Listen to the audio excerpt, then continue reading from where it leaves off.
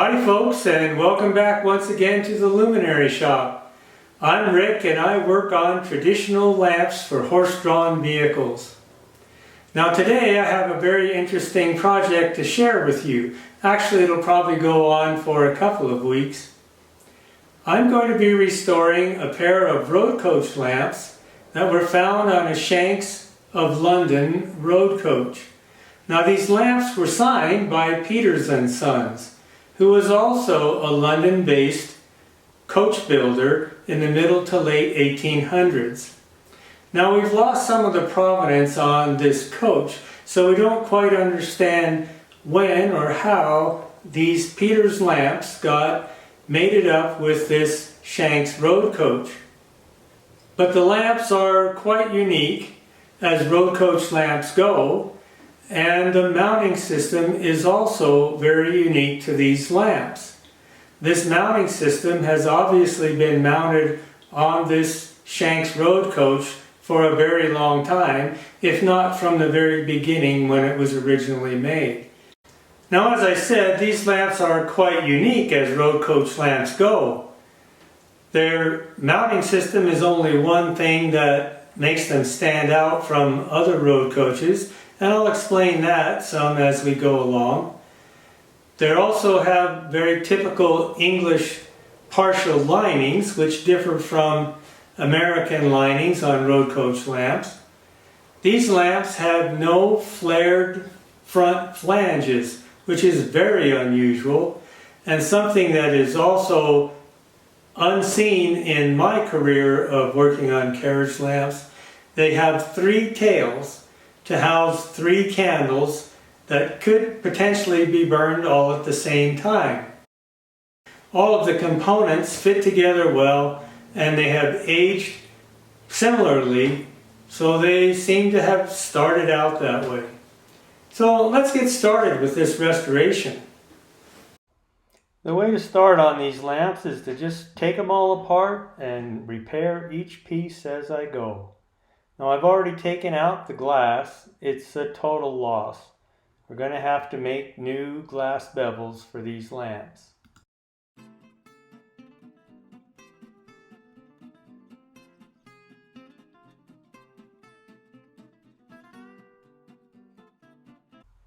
As I start to work on these tops, I find out that they're not only soldered together but riveted as well. I suspect that's probably because of the great heat provided by three candles burning at once. It could probably melt that solder and potentially the top would fall apart.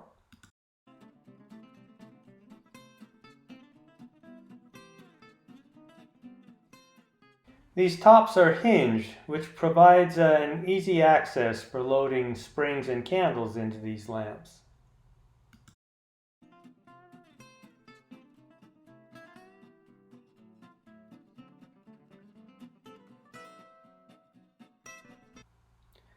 Everything's just sort of stuck and rusted together. We'll get all that cleaned up and working properly.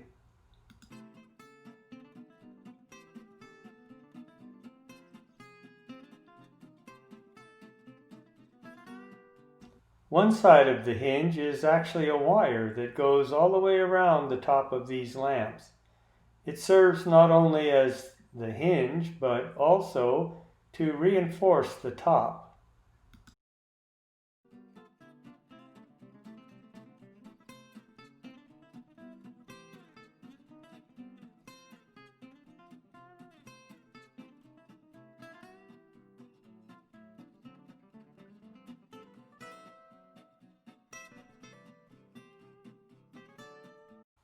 Over the course of the life of these lamps, these mounting arms or brackets have been bent and removed and replaced, and they're just not right, so we're going to have to straighten them all out and put them back on correctly.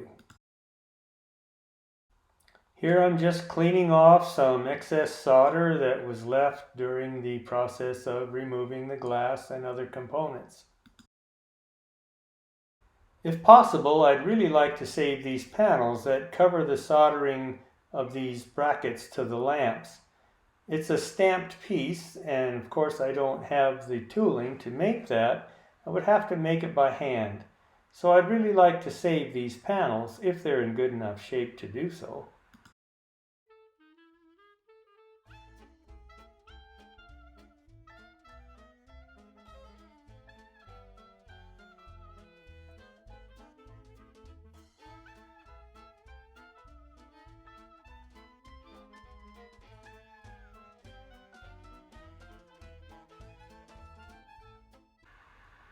Well, it looks like they'll both be salvageable.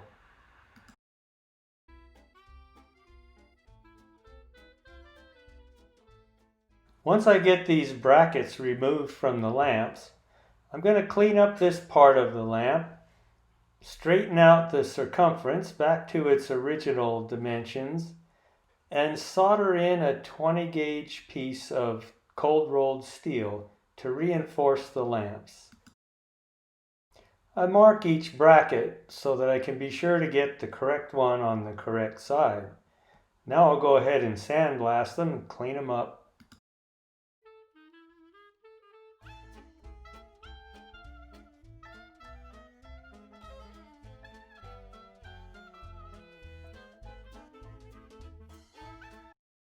You can see here that the brackets are no longer at the 90-degree angle that they originally were made to. And they've been knocked around and taken off and resoldered onto the lamps. We'll straighten all that out and put them back together correctly. The tails have been completely rusted out and are no longer salvageable. So I'll roll new ones and take these old ones off and replace all three on each lamp.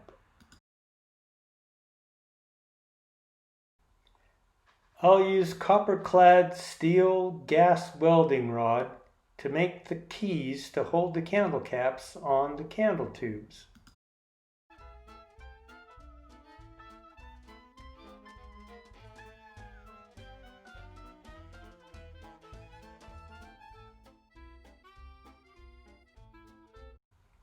The keys are about 3/8 of an inch long to fit in the cutout on the bottom of each candle cap. That'll allow the candle cap to fit over the tube and the key and be turned a partial turn and lock it in place.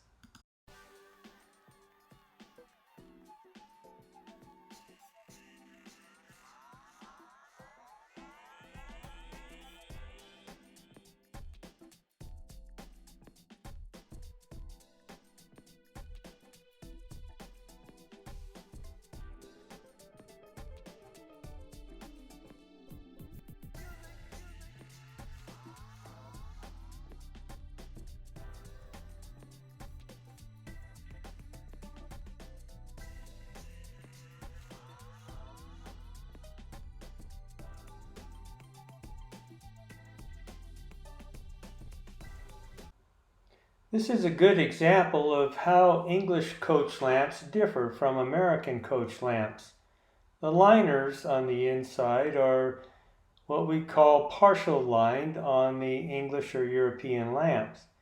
So liners are only put in where you can actually see them from the outside of the lamp through the glass. Whereas on an American lamp, they're pretty much all completely lined throughout. You can see here what the lamp looks like after I got it cleaned up and soldered that reinforcement panel onto the side of the body. I straightened out the bracket, got it all soldered back together correctly, and I was able to reuse those trim panels.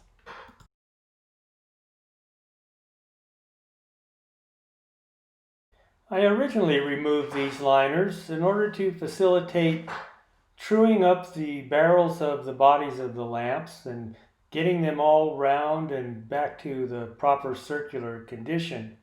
Now I'm going about the process of soldering the liners back in. The liners in these English lamps consist of 3 pieces in the barrel and that frame that you can see with green tape on it that holds the side glass.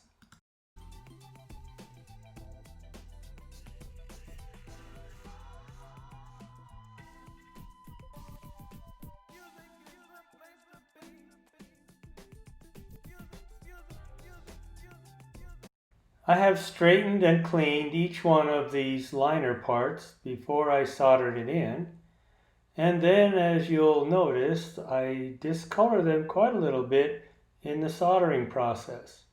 Most of that will actually just polish out with flits, but I'll have to do some restorative silver plating to bring these back up the way they ought to be.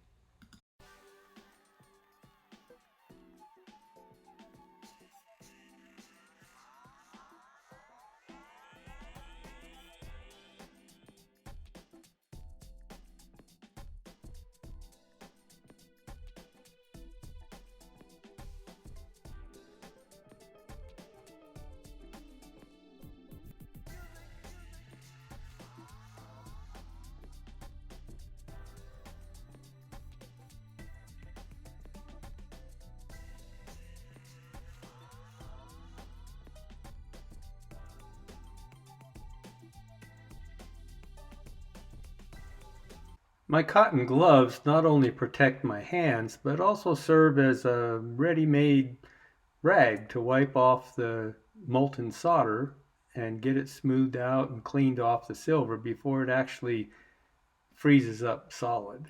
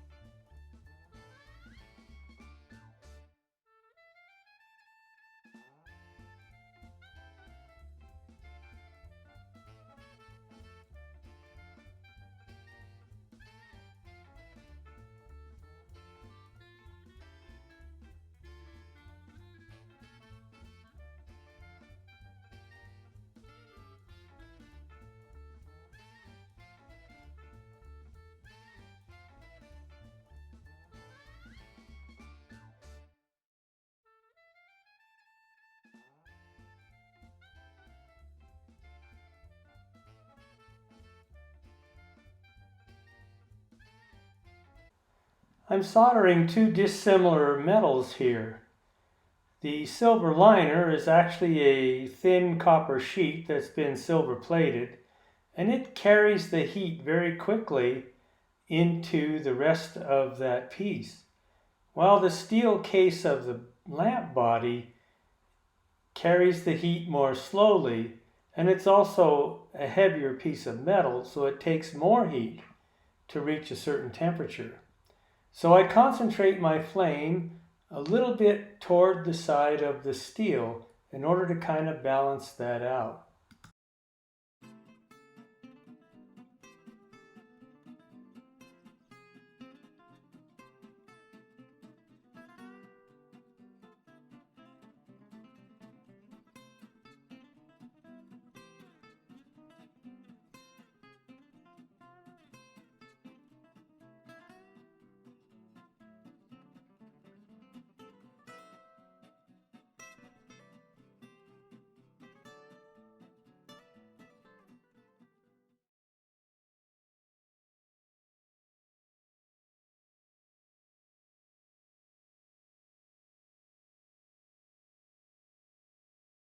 Here I'm using a wooden dowel that's been rounded off and sanded smooth on the end as a tool to push the two pieces of metal closer together, the liner up tight to the lamp body.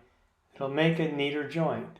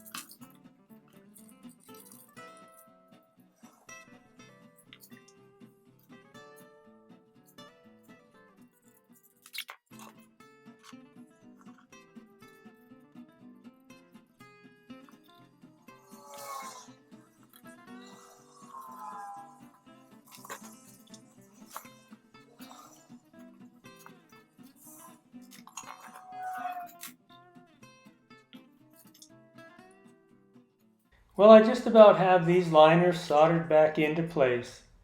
I'll go ahead and get them all cleaned up, acid washed off, and the existing silver polished back up. And next week we'll be ready to start restoring some of this plating. As always, thanks for watching.